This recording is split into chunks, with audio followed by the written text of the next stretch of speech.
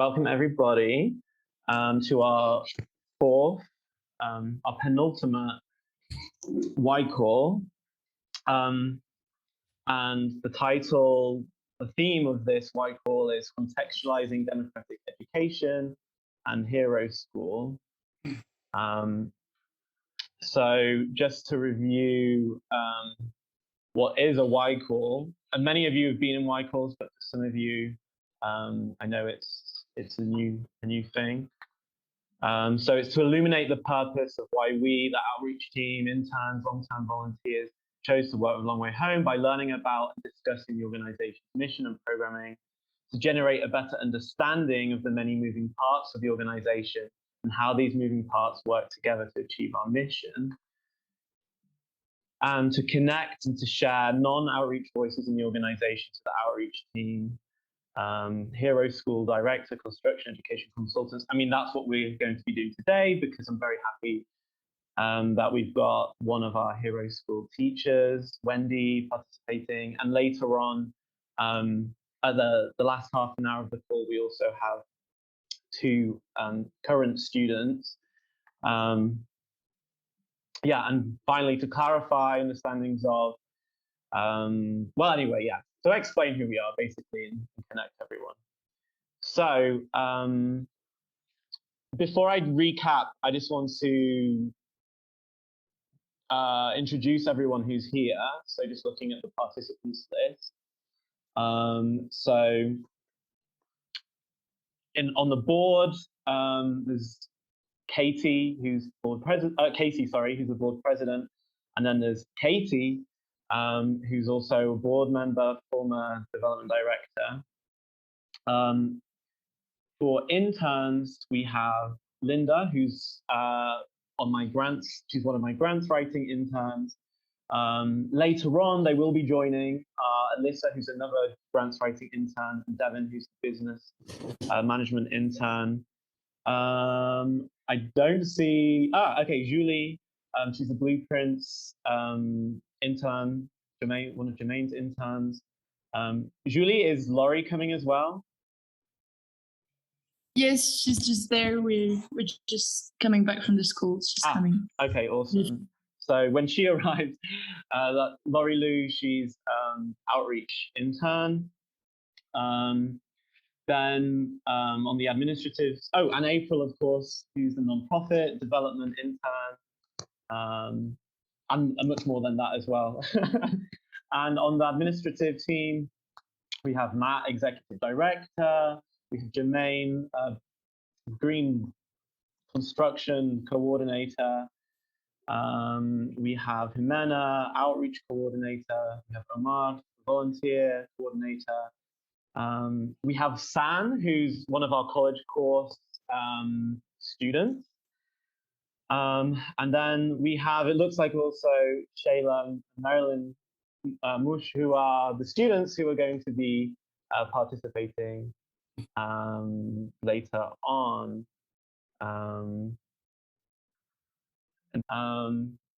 So now onto like a recap of the last Y call. So we discussed innovation. The theme was innovation. And we looked at how we could better innovate at Long Way Home. So some of the conclusions, well, some of the takeaways from that talk were how, you know, innovation arises when small ideas come together, that it requires collaboration and the recycling, rearticulation of old ideas, that it must be nurtured over time, and that error is a part of innovation as well. Now I'm gonna give a little presentation to contextualize education in Guatemala. And I thought it would be, you know, we talk so much about Hero School that sometimes I think it's important to take a step back and see, you know, just where Hero School fits in. Like we know that Hero School is, you know, doing good things, and it fulfills like a need. But I think it's good to like re-familiarize ourselves with that, or maybe just familiarize ourselves with it. Maybe, you know, not all of us, you know what the context is in Guatemala. of education. So I've kind of broken it up into a few different sections. I'm going to talk about like structure of education in Guatemala, the national curriculum, educational standards in Guatemala, and then finally like some of the challenges and inequalities of Guatemalan education. So to start off with, because Guatemalan education is different to like European and American structures, I thought I'd just explain a little bit about that. And I was confused until I did the research on this, so it helped me as well. So in Guatemala, the school year begins in January and it ends in mid-October. And historically, this allowed children to participate in the coffee harvest during November, December, as well as be home with their family during the holidays. And schools also usually have a 2-week break in June. So formal education can start as young as 4 in what's called pre-primaria. So instruction is either in Spanish or it's bilingual. And the last year of preschool is called prepa and is attended by 6-year-olds. So in rural communities, this can be children's first encounter with Spanish, though the reality is that while 47% of 4 to 6-year-olds were enrolled in pre-primaria in 2014, a much lower percentage of indigenous children attend at this age. So then it moves on to primary education. So in Guatemala, primary education is compulsory. It begins at age 7 and it comprises 6 grades. So while primary education is free, there's still the direct cost of providing uniforms, school supplies, and shoes, along with the indirect cost of loss of income if the child works to help support the family.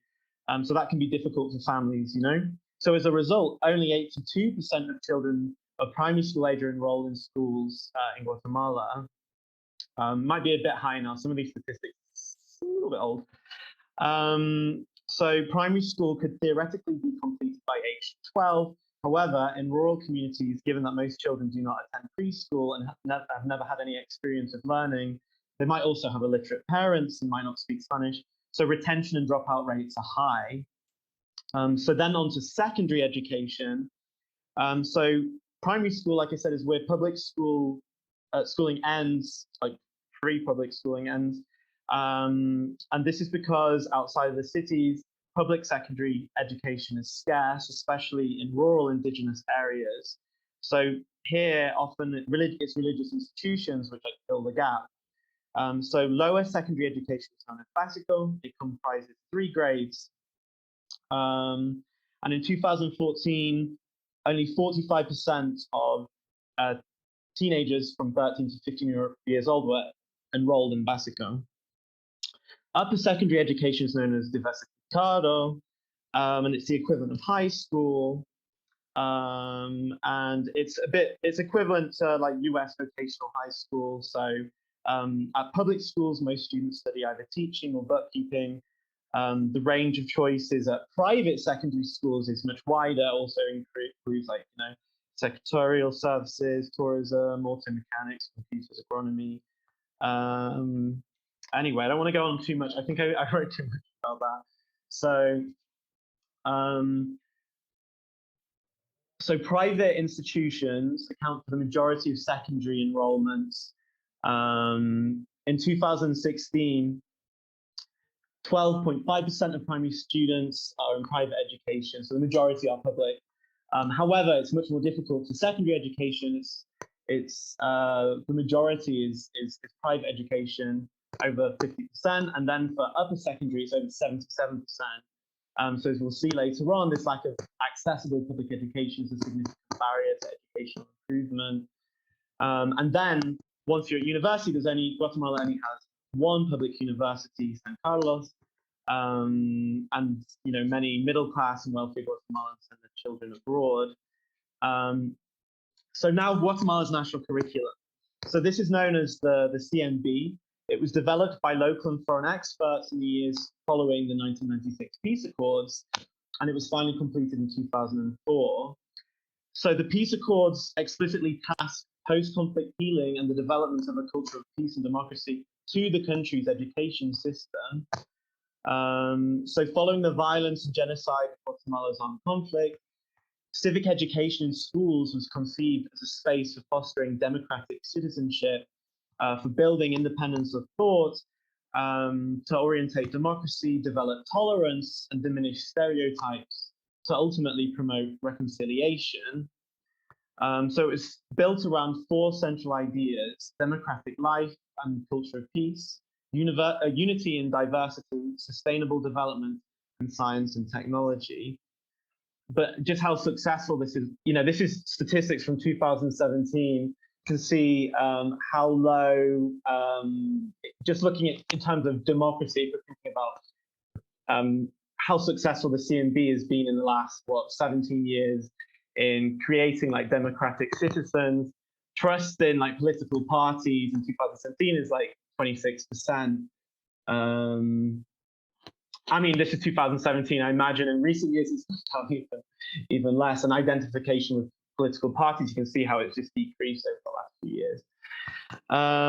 So one thing I want to draw attention to is how the CMB functions in Guatemala in light of Guatemala's cultural and linguistic diversity. So when I was carrying out my PhD research, many Pedranos, I was doing my research in San Pedro, complained about the CMB's Eurocentric orientation. And when the CMB was developed, it was made to include a multicultural discourse, but often it's had like from what I can gather, a superficial engagement with indigenous ways of knowing and being. For example, like there's this former member of the advisory commission for the CMB's reform who I interviewed, and he talked about it having like a rhetoric of inclusion, but really a very superficial engagement with the Mayan cosmovision. So as a result of these limitations, the CMB doesn't really allow indigenous communities to realize their educational autonomy, because schools also have to comply with the Ministry of Education regulations. So around Lake Atitlan, I encountered a number of initiatives aiming to break free of these limitations through teaching children through kind of a pedagogical approach more closely aligned with the Mayan cosmovision. And I think these could be said to be like plurinational initiatives. So in ethnomathematics, in arts, a more like holistic approach, and just in environmental education also. So yeah, various examples there. Next, educational standards in Guatemala. So where does Guatemala stand on delivering the promise of democratic citizenship that the rhetoric of the CMB promises? Well, so firstly, there has been a huge improvement in literacy, which is undeniable. So at the time of the peace accords in the 90s, mid-90s, so indigenous literacy was around 28%. So it's increased to almost 70% today. So that is, really significant. The graph there just shows the decrease of illiteracy, and it continues to decrease. However, what's really happened is a kind of stagnation and an actual decline in educational achievement. So average test scores have declined since 2000. Primary enrollment has fallen, and the percentage of the adult population that completes secondary and tertiary education has also declined. So there's an especially acute bottleneck between primary and secondary school, with many students failing to finish primary school and acquiring the skills that they need to succeed in secondary school. So yeah, I mean, here's just like an infographic showing, out of 100 students, like, with each level of education, less and less make it through. It's quite shocking. So why is this? Well, there are various challenges unique to Guatemala and a series of persistent colonial inequalities which account for this problem. So the most obvious challenge is one that I've already touched upon, which is the issue of like private schools and poverty. So less than 60% of students in sixth grade have the required textbooks that they need. And there's also, as I mentioned before, a lack of access to public secondary education which prevents rural and poorer urban students from continuing education. Teachers in Guatemala often also tend to have a lower level of formal education, which leads to poor teaching standards and ultimately, children dropping out. But there are also a number of other issues which I haven't discussed, such as migration. So the possibility of emigrating is one of the leading causes of children dropping out of school, particularly among between the age of 16 and 18. Then there's also the brain drain, where better educated Guatemalans, leave for the US. So it's like a feedback effect. There's also Guatemala's demographics. So as you can see, well, the pie chart shows specifically Comalapa. Only 3% of people are over the age of 66. So this puts pressure on the labor market. You've got a lot of people coming through and less opportunities. Everyone's competing. Then, of course, there's low public spending. Guatemala has the lowest rate in Central America. Look at the graph. It's less than 3% of public expenditure goes on education. And then even the money which is spent on education because of corruption, there's a lot of that doesn't even make its way to where it needs to go. And yeah, so you can see that it really doesn't deliver on the peace accords, which set out an optimal 7%. So it's less than it's more than half what was planned. So you can see that it's not really delivering what it should do. So then, because of this poor standard of education, it creates a bit of a two-tier system where you've got a feedback effect of poorer and poorer education. So the people who can afford it, will send their kids to private school or send their children abroad. And then that kind of raises the question of what is the school for? Like I asked in the breakout room, if wealthier Guatemalans are sending their children to private education or abroad, they have no vested interest, right, in how public education is. And then maybe you've got to think about the ulterior motives behind this.